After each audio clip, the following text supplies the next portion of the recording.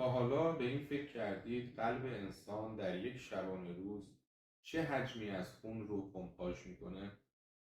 اگر این مطلب براتون مفید هست تا آخر ویدیو همراه من باشید.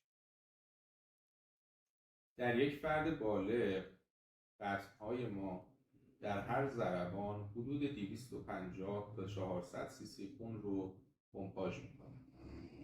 در یک فرد بالغ تعداد ضربان در دقیقه بین 60 تا 100 عدد است.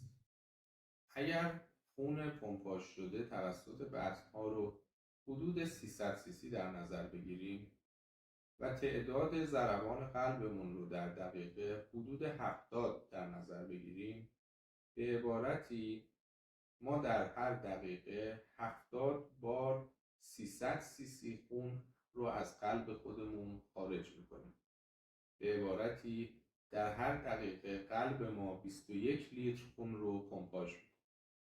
اگر این 21 لیتر رو در 60 دقیقه ضرب بکنیم 1260 لیتر خون توسط قلب ما در یک ساعت پمپاژ میشه.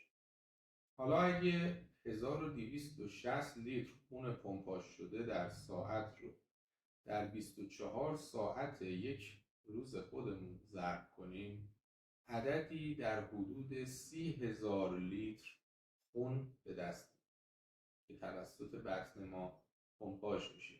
30,000 لیتر خون معادل پر کردن 500 باک خودرو هست.